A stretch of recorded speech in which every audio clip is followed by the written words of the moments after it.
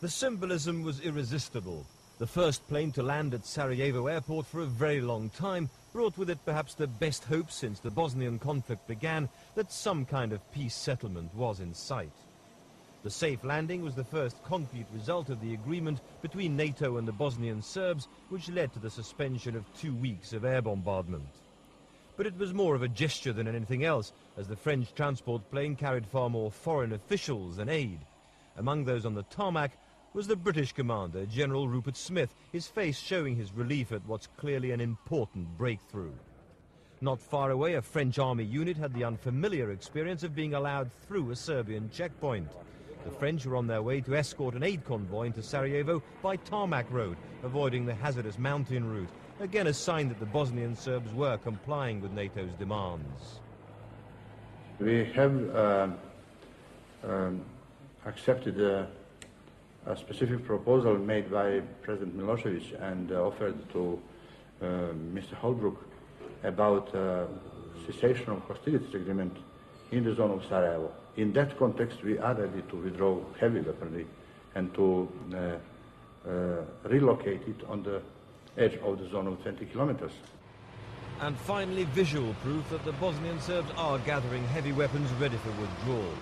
3 tanks and several heavy guns were filmed a few miles south of Sarajevo, heading out of the exclusion zone. They've been given a total of 6 days for the pull-out, 3 to show progress and 3 to complete the exercise.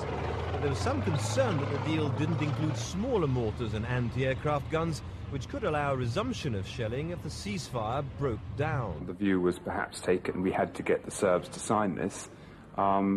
They have a point that, you know, we cannot denude them militarily. They do have a population sitting around Sarajevo that has a legitimate concern that without no military cover, it could face a very uncertain future. And therefore, to achieve something, there has been a degree of compromise. That said, we are trying actually to bring the caliber down a little bit further. This morning in Mostar, the American negotiator Richard Holbrooke was still busy persuading the Bosnian President Alija Izetbegovic to give his blessing to the deal. There's a danger that a ceasefire would mean freezing lines of confrontation inside Sarajevo, effectively splitting the capital in 2. Concerning Sarajevo, we agreed that Sarajevo must remain a united city. We will never accept the dividing of the city. The fresh military successes of the Bosnian government army in the central and western areas of the country are now giving the Sarajevo leadership the feeling, perhaps for the first time in the conflict, that it can lay down some of its own conditions.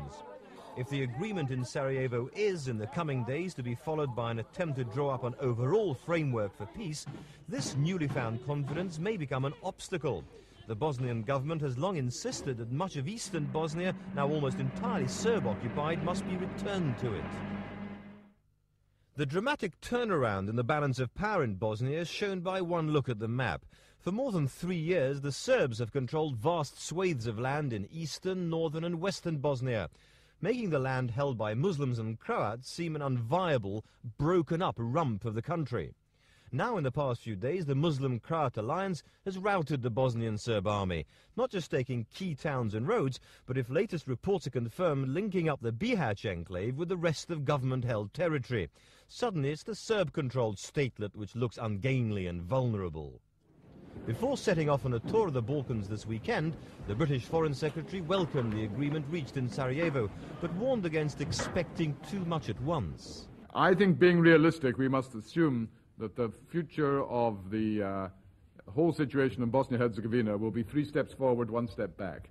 It will not be uninterrupted progress. There will be disappointments, there will be reverses, there will be factors and incidents which will make us wonder, my God, is it all collapsing again? Are we going back to square one? I don't think it will. I think it will be 3 steps forward, 1 step back, because I think we've turned quite a significant corner in this respect.